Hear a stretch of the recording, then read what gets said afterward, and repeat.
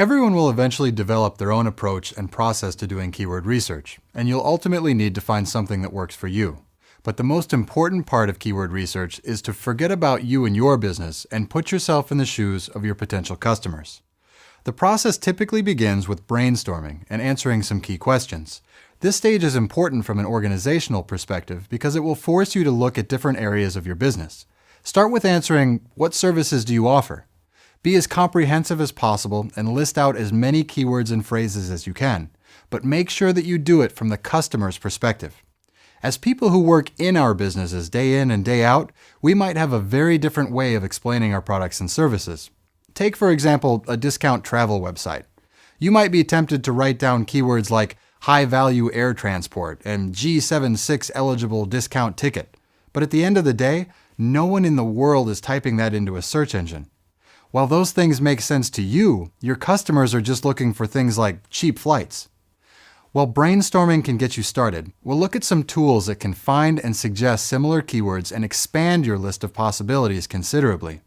Once you've got that list of potential keywords, the next thing you'll need to do is take a look at the search volume metrics to see what kind of a demand there is for those phrases.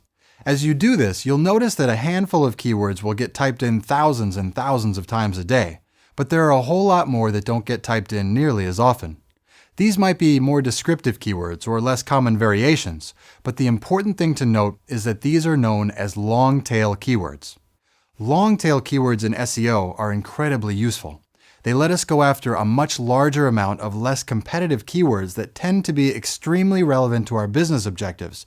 And while individually there's not a lot of search volume on each term, they each do have some search volume. For example, if I were selling iPhone cases, I may start looking into the keyword iPhone cases, a term that gets typed into search engines a lot. It's extremely competitive, and it's probably going to be very difficult to rank for. But I might also take a look at a more long-tail keyword like blue iPhone 3GS cases. It's going to be extremely relevant, less competitive, and easier to rank for at the expense of raw search volume.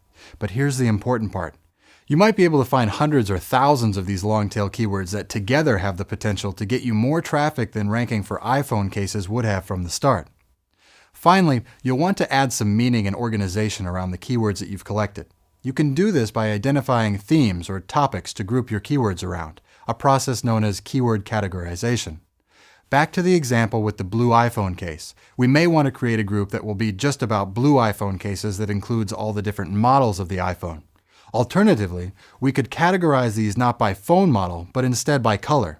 There's no right or wrong way to do this, only a way that works for you and allows you to manage these groups of keywords as you optimize for them.